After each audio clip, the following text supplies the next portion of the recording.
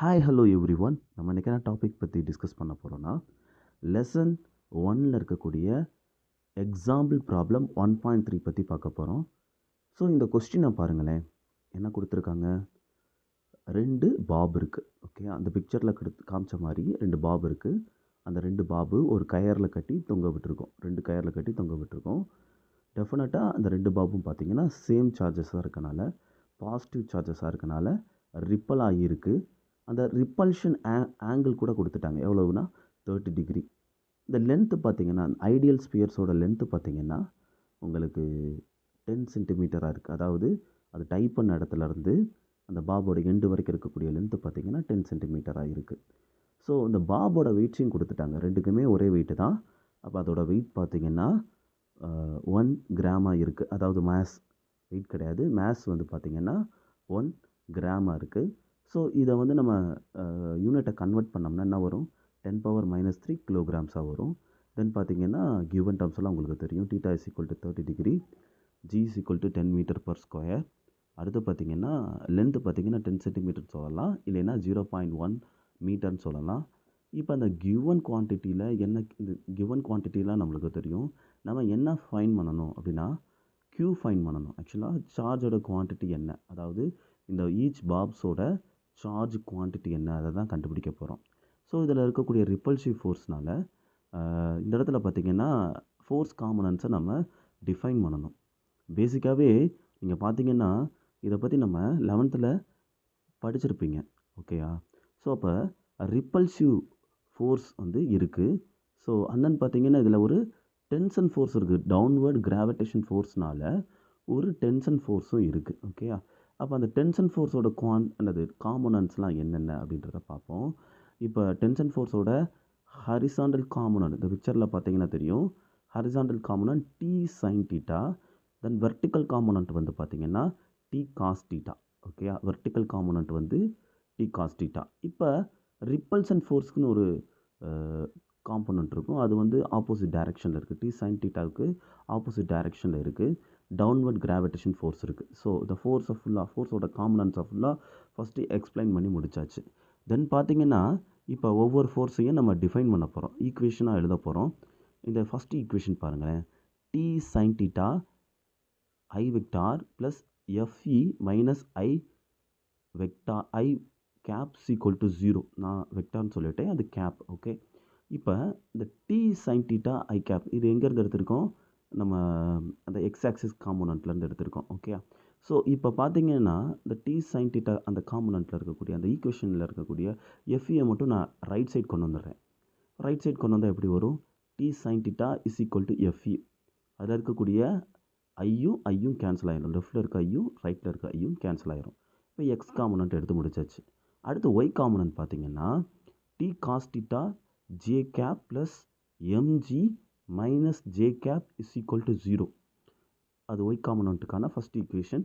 அதுக்கடுத்த second step பார்த்திங்கன்னா T cos θ J cap right to left மாற்றுறோம். mgயை மாற்றும் போது mg J கேப்னு வரப்போகுது. தென் பார்த்திங்கன்னா JJ கேன்சல் ஆயிரும்.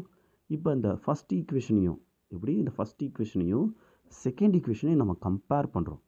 அப்படி ஜஸ்ட் கம்பேர் பண்ண என்ன நடக்கும், T sin θ divided by T cos θ = FE divided by mg.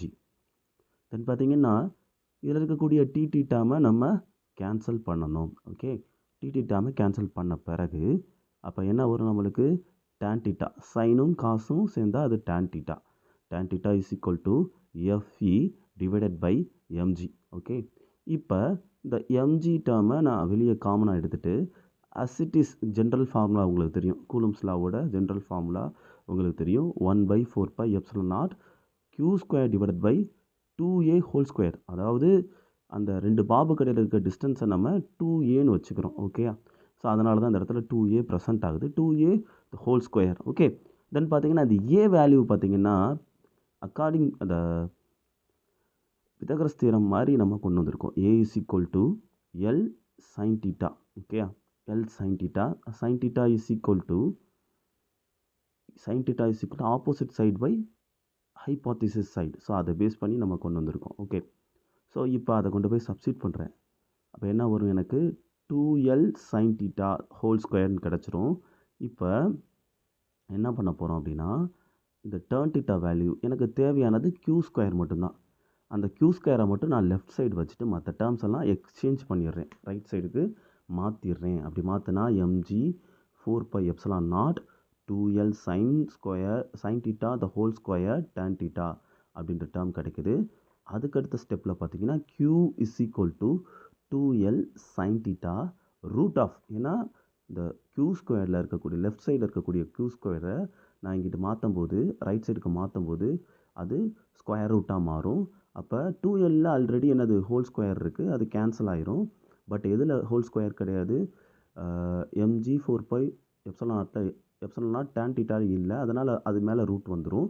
இப்போ எல்லாத்துக்கும் தேவையான அந்த வேல்யூவை நான் சப்ஸ்டிட் பண்ணுறேன். எல்லா டேர்முக்கான வேல்யூவை நான் சப்ஸ்டிட் பண்ணேன்னா எனக்கு என்ன கிடச்சிரும், ஆன்சர் கிடச்சிரும். அப்போ q is equal to 2 into 0.1 into sin theta 30 okay into root of 10 power minus 3 into 10 into tan 30 divided by 9 into 10 power 9 வருது. ஓகே, இப்போ டேர்ன் 30 உங்களுக்கு தெரியும், நீங்கள் லாகில் பார்த்தீங்கன்னா உங்களுக்கு டேர்ன் 30 வந்து கொடுத்துருக்காங்க. ஸோ 0.5774 ஓகேயா. ஸோ இந்த வேல்யூஸ் எல்லாம் நம்ம டிவைட் பண்ணி ரூட் எடுத்தோம்னா நம்மளுக்கு லாஸ்ட்டாக என்ன கிடைக்கும் அப்படின்னா 0.1 divided by 3 into root of 5.774 into 10 power minus 6 கிடைக்கிது. ஓகேயா. ஸோ அதாவது நம்ம ரூட் ஸ்கொயர்லேருந்து 10 பவர் மைனஸ் 12 வெளியே எடுத்துட்டால் 10 பவர் மைனஸ் 6 கிடச்சிரும். ஓகே, ஸோ அதோட லேக் வேல்யூஸும் இங்கே கொடுத்துருக்காங்க, நீங்கள் பார்த்துக்கோங்க. ஸோ இப்போ எல்லாத்தையுமே நம்ம கால்குலேட் பண்ணி முடித்தா நம்மளுக்கு லாஸ்ட்டாக q வேல்யூ வந்து பார்த்திங்கன்னா 80.01 நானோ கூலும் அப்படின்றது கிடைக்குது. ஓகேயா, 80.01 நானோ கூலும் அப்படின்றது நம்மளுக்கு கிடைக்குது. தேங்க்யூ ஃபார் வாட்சிங் திஸ் வீடியோ. லைக் பண்ணுங்கள், சப்ஸ்கிரைப் பண்ணுங்கள், பெல் பட்டனை கிளிக் பண்ண மறந்துடாதீங்க.